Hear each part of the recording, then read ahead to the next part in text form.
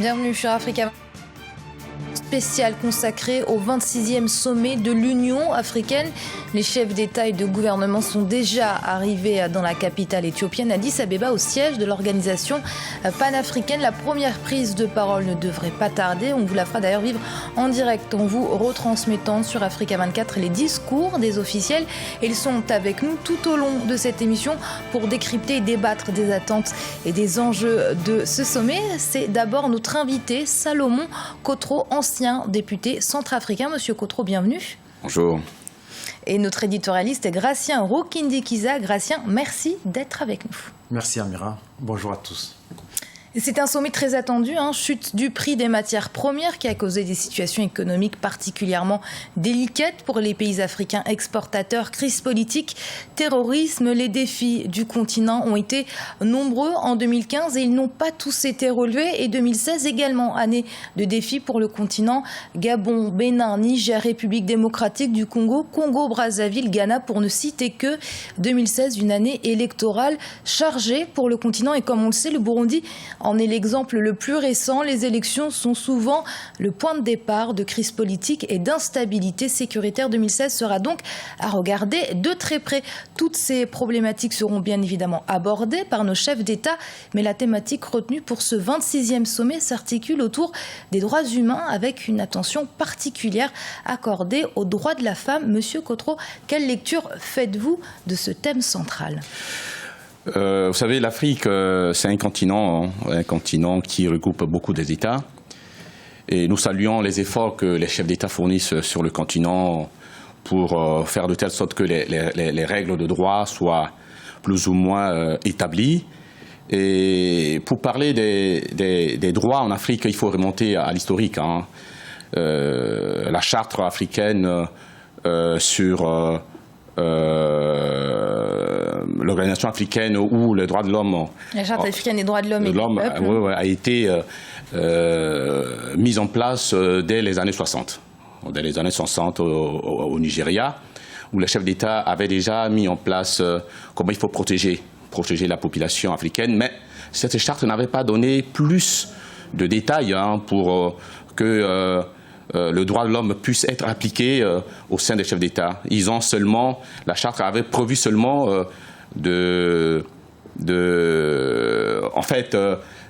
telle sorte que le droit universel de droit de l'homme soit appliqué en Afrique. Et c'est à partir des années 90-99 que l'ensemble des chefs d'État africains ont pris conscience pour dire qu'il faut mettre en place des commissions sur la sécurité, sur la cour pénale. Donc l'Afrique est en mouvement. Je pense que ce sommet va encore plus donner plus du travail aux chefs d'État africains et à toutes les organisations pour que le droit de l'homme puisse enfin être appliqué sur le continent africain. Donc on vous le disait, ce 26e sommet aura à l'ordre du jour de nombreuses problématiques, promotion des droits humains, droits de la femme tout particulièrement, mais aussi crise burundaise ou encore terrorisme sur l'ensemble du continent africain. C'est Gladys Mwamba qui nous fait le point sur ce 26e sommet de l'Union africaine. Le 26e sommet de l'Union africaine se tient à Addis Abeba, en Éthiopie, du 21 au 31 janvier 2016. L'édition de cette année a pour thème 2016, année africaine des droits de l'homme. Les 54 chefs d'État et de gouvernement doivent s'entretenir autour de cette problématique, avec une attention particulière accordée aux droits des femmes en Afrique. Il y a des exemples.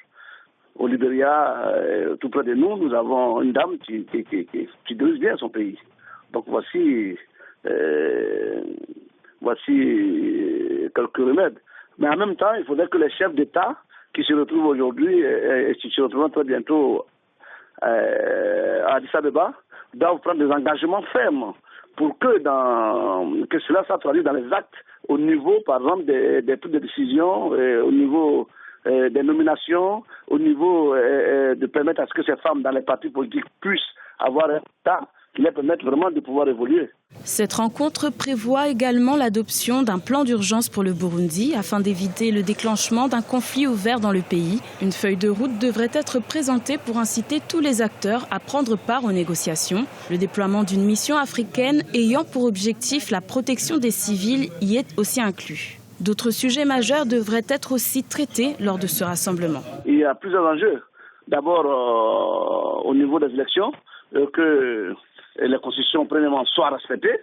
Et deuxièmement, il ne faudrait pas qu'il y ait des tripatouages de cette Constitution. Et il faudrait que ces élections soient inclusives. Et telle sorte que ce soit une participation large de la population, cela sorte, comme on le dit, de façon démocratique, que celles ou ceux qui gagnent et dirigent vraiment sans qu'il y ait trop de grabuge comme on le voit dans nos pays. Et deuxièmement, côté sécurité, il faut que le Conseil de paix et de sécurité de l'Union africaine puisse se pencher sérieusement sur le problème de Boko Haram, sur les djihadistes qui sont en train de semer beaucoup de désarroi dans nos pays. Ce 26e sommet de l'Union africaine devrait aussi être marqué par la traditionnelle désignation du président en exercice de l'institution. Le président zimbabwéen Robert Mugabe devrait connaître son successeur à la présidence tournante de l'organisation panafricaine dont le mandat est fixé à 1 année. Monsieur Cotreau, ce qui est assez paradoxal, c'est qu'on a un continent où le rôle de la femme le droit de la femme est très souvent bafoué, alors que la femme a un rôle central dans nos sociétés. Elles sont très actives dans le secteur informel, très actives dans le secteur agricole. On peut même parler de la Mauritanie, qui fait figure un peu de pionnier, puisqu'on peut même parler d'une société matriarcale en Mauritanie. Et tout à fait. L'Afrique, vous savez, comme on le dit souvent, une femme bien éduquée, éduquer une femme, c'est éduquer toute une nation. Quand une femme est bien éduquée, je pense que le reste suit tout seul. Le problème de l'Afrique, aujourd'hui, les femmes, bon, ça commence à y aller, mais à travers la charte africaine sur les droits de femmes, tout a été dit. Au niveau de politique, au niveau socio-culturel, au niveau économique, tout a été dit dans cette charte pour que les femmes puissent, l'épanouissement des femmes africaines puisse être mis en valeur. Mais c'est l'application justement qui pose problème.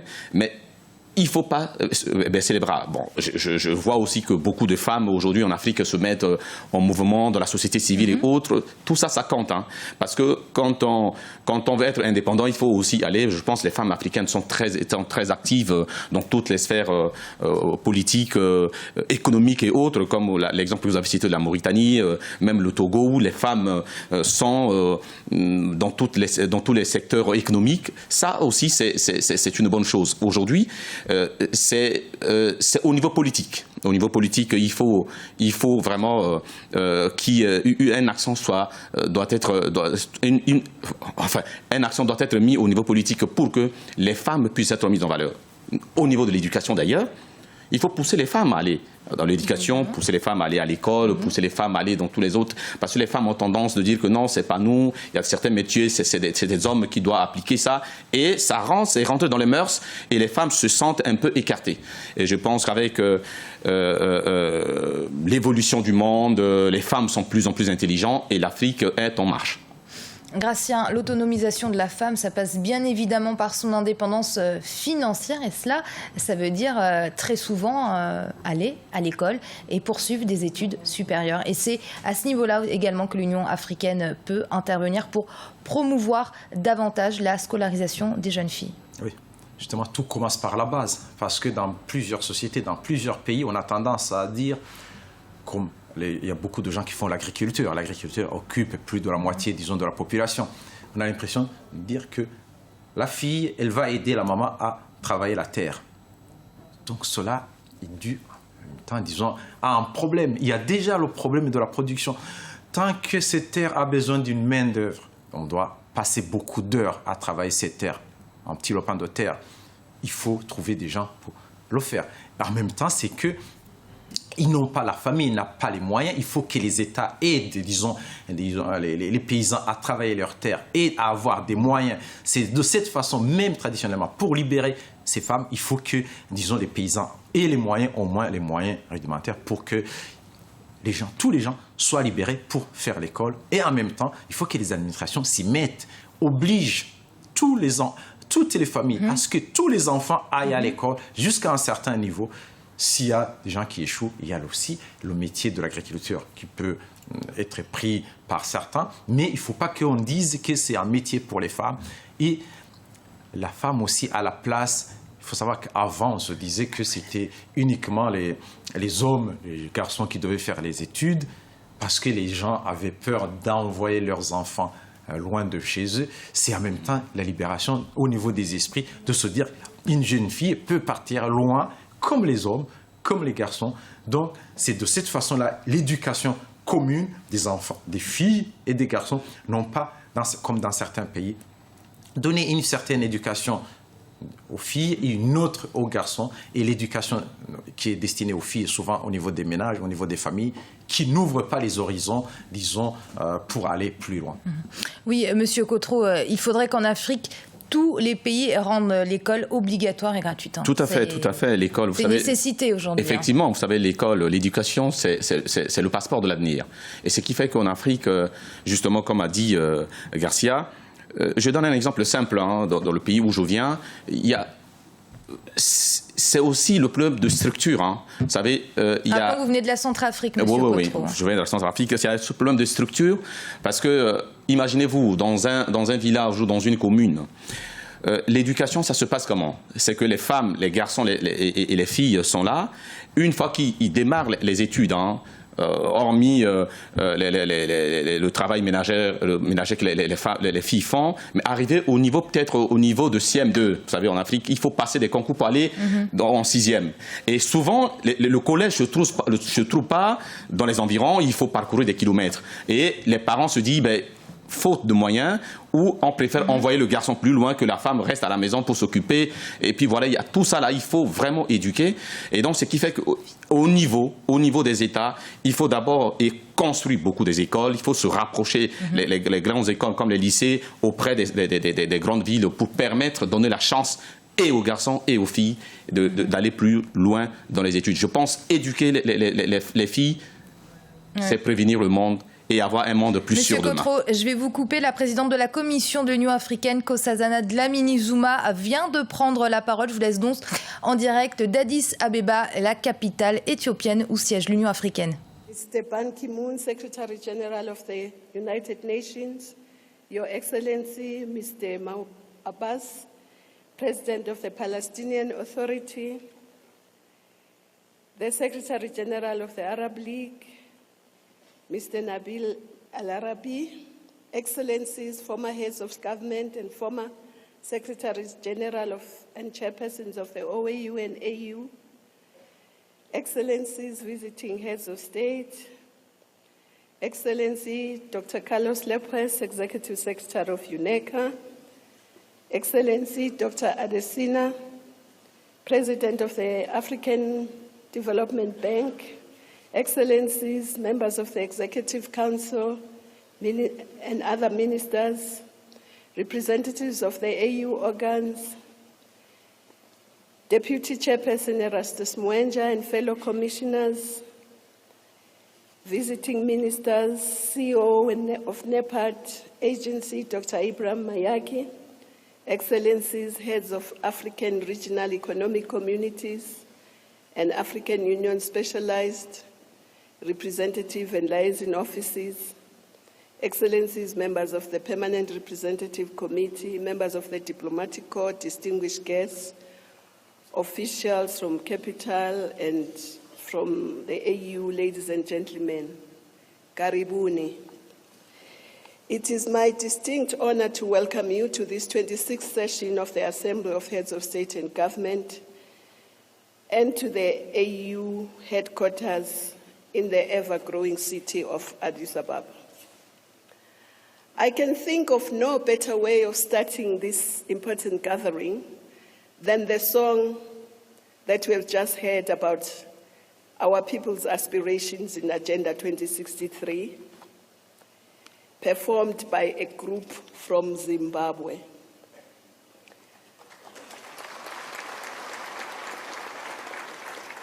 Of course, they sum it up. I choose peace, you choose unity, he or she chooses prosperity, because we are Africans, one people, one voice, we are Africans. Indeed, it has been said that about Africans, when we mourn, we sing. When we celebrate, we sing. When we mobilize, we sing.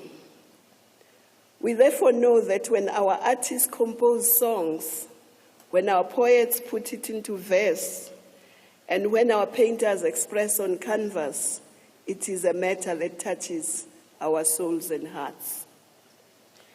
So we thank the group from Zimbabwe for capturing the essence of the transformation that is required, but we'll also like to encourage artists in all our countries to embrace Agenda 2063 as it is our individual and collective aspiration. Excellencies, Africa is very diverse in every respect. Artists throughout the ages have eulogized the great diversity of our beautiful continent. They painted the majestic mountains as they navigated the water masses of our lakes and wrote about the symphonies of our waterfalls. They sang about the mighty Congo River, meandering at some points and thundering through others, about the Nile, the Zambezi, the Limpopo, the Niger, and about the Atlantic and Indian Ocean, the Mediterranean Sea, and the Red Sea surrounding our shores.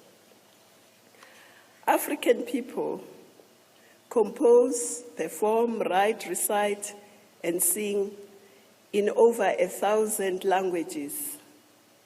Our priests and imams, rabbis, and pastors pray for Africa, mindful of our common humanity.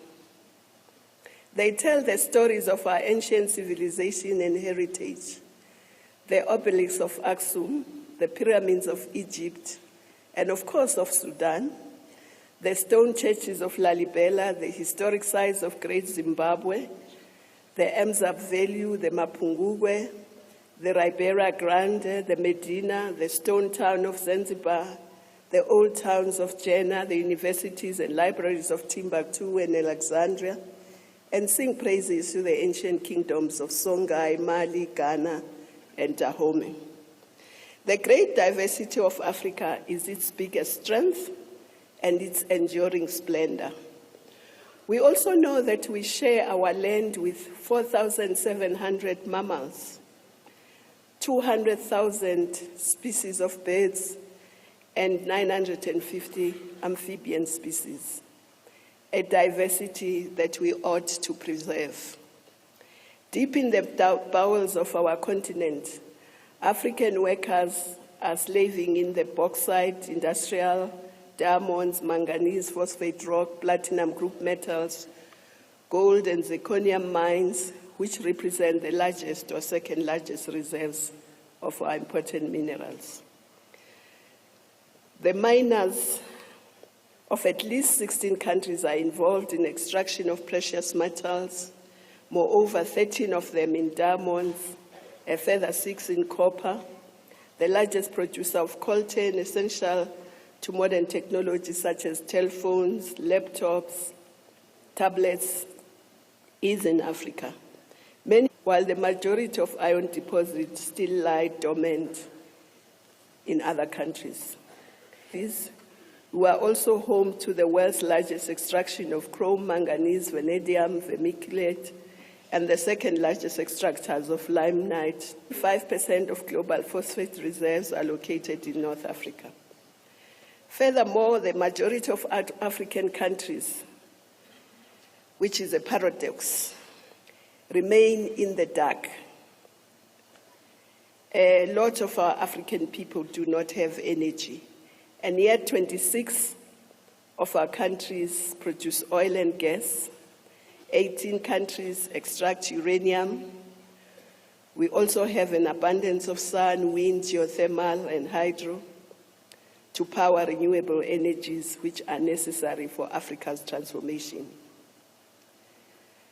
We have allowed for far too long the diversity of our land, soil, workforce, oceans, forests to be taken away as raw materials, thus exporting the necessary jobs and supplementary revenue streams along with the means of our development.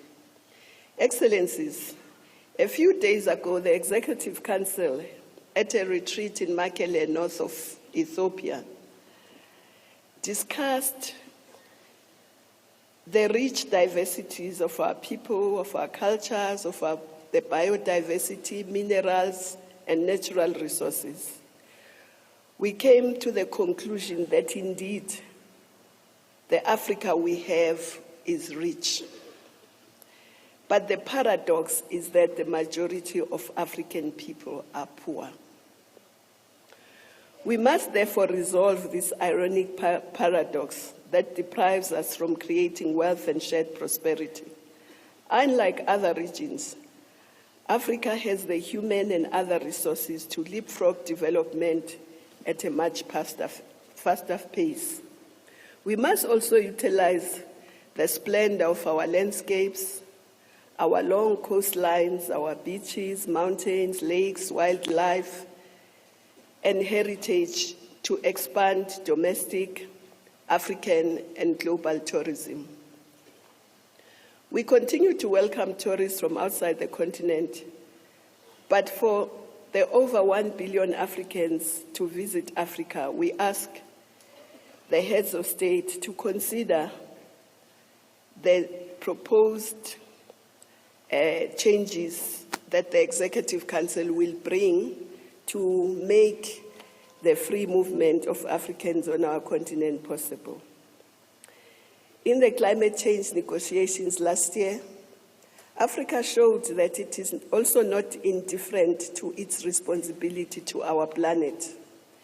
Even though we contribute the least to global emissions and are most affected, we are leapfrogging to promote climate-smart agriculture, renewable energy, and to save our lakes, forests, oceans, and rivers, and to ensure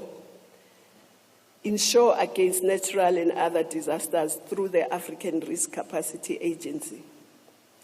Although the final commitments of climate deal fall short of what is required, we call on all African states to move more swiftly and to make sure that we indeed unlock the wealth of our nations.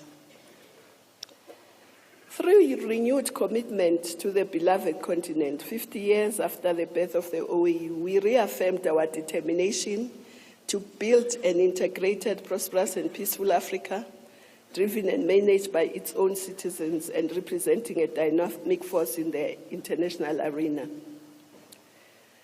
By adopting Agenda 2063, we pledge to act to change the present and build the Africa we want.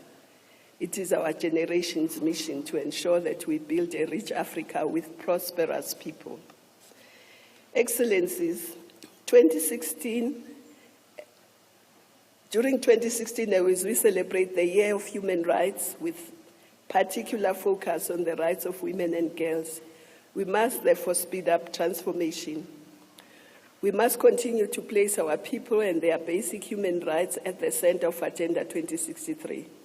This includes our people's rights to education, to food, nutrition, to health, to safe water, sanitation, to jobs, right to energy, and a right to peace and a safe environment,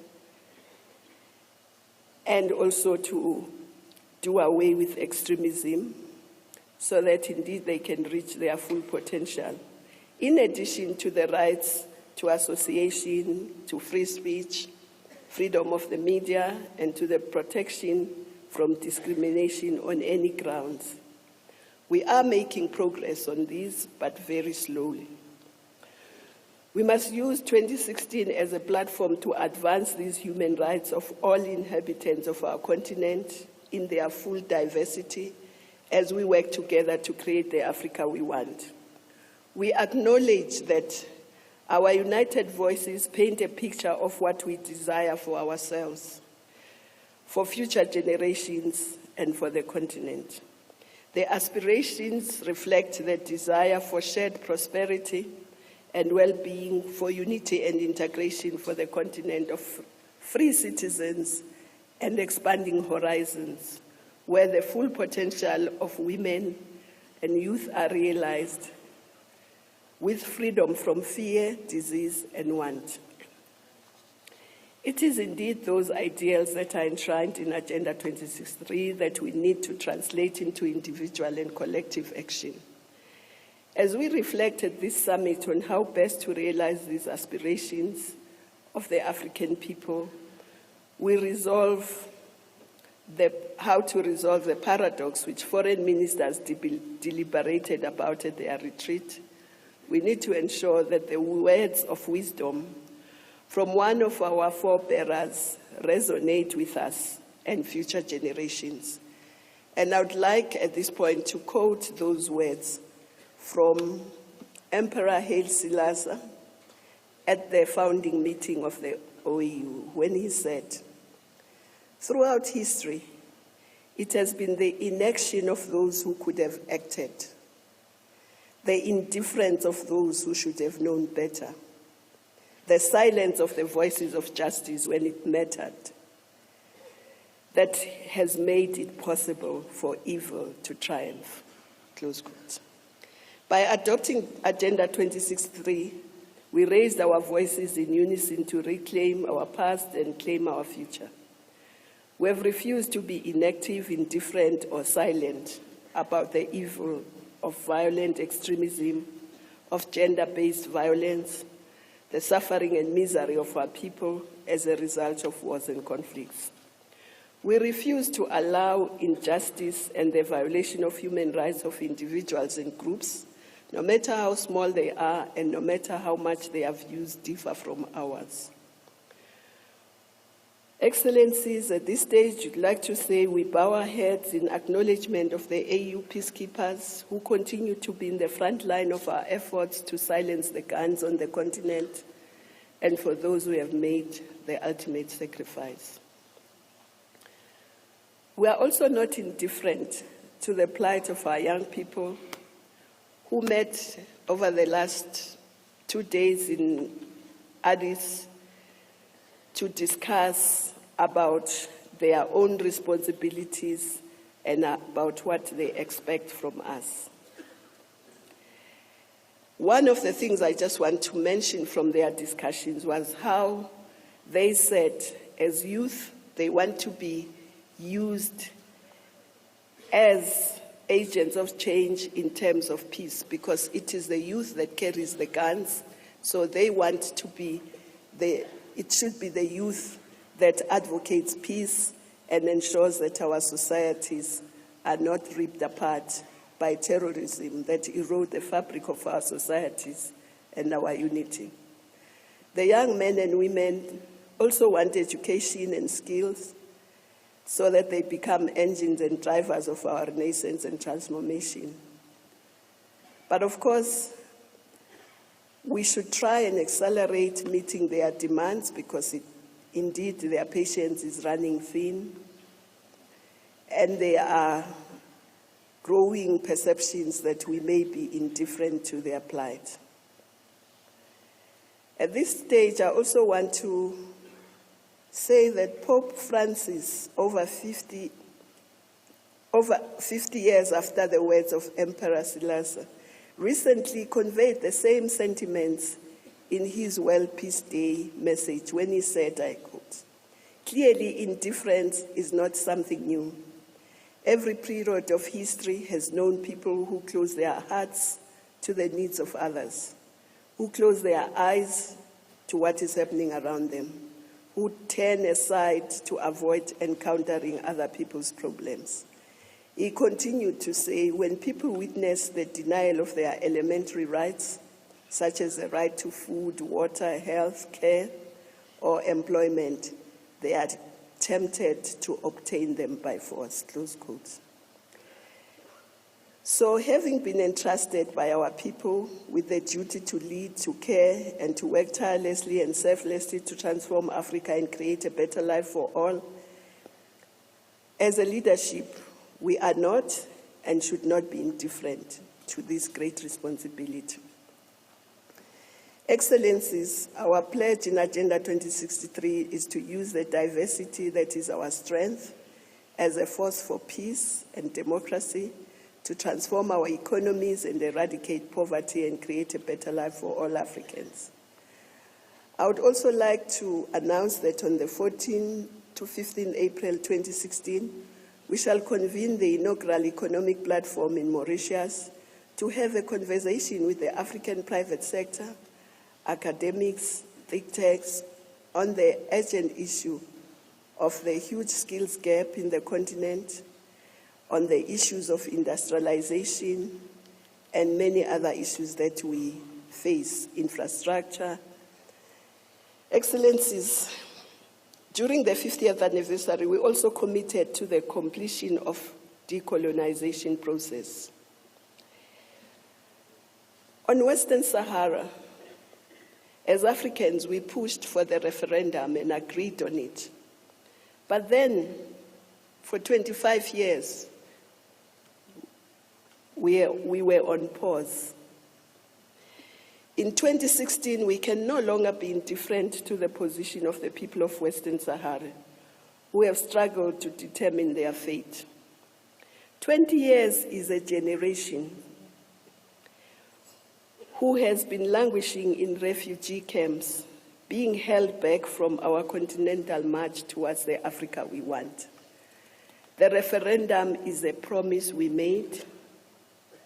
Their future in Africa depends on it. We would like to urge the Secretary General of the United Nations and the UN to help resolve this matter. Before the threat of radicalization of these young people in the camps, in the face of our indifference and inaction, become a further destabilizing force. Excellencies, to unlock the full potential of our continent, we must put an end to the pervasive culture that limits full participation of girls and women in all spheres of society. There is progress, but not at an expected level, approved in Agenda 2063. This discrimination in law, by practice, in culture, through pervasive sexist attitudes, take a diversity of forms: exclusion from land rights, gender-based violence, child marriages, which denies from opportunities for education, among other limited factors that maintain them in a second-class citizen status. Moreover, we boast an unprecedented diverse pool of human resources between the ages of 15 and 35. But 60% of those do not have jobs. The skills revolution, so necessary in the realization of Agenda 2063, making agriculture and agribusiness attractive to young men and women, their involvement in manufacturing implies that we create the jobs and equip young people with the necessary skills required to transform our economies along the value chain of all our resources. Excellencies, let me use this opportunity to extend on behalf of the AU Commission a very special welcome to the heads of state and government who have been newly elected. His Excellency President Kabore of Burkina Faso and President Magufuli of Tanzania, as well as our congratulations to the heads of state that were elected, President Ouattara of Cote d'Ivoire and President Conte of Guinea, on their re-election since the last summit. I also would like to welcome our brother, Dr. Akinwumi Adesina, President of the African Development Bank, on the mantle of responsibility that he assumed for this very critical African institution. Before I conclude, let me thank the chairperson of the Union, His Excellency Robert Gabriel Mugabe, for the excellent cooperation and guidance offered during his term in 2015, but also to extend our gratitude to his team, especially the Foreign Minister and the Ambassador, but also thank him for the political and history classes that punctuated our deliberations and that kept us engaged. So allow me now to conclude with a call to action from the only elected woman president on our continent, President Ellen Sirleaf Johnson, when she reminded us that the size of our dreams must always exceed our current capacity to achieve them. They are not big enough, she said.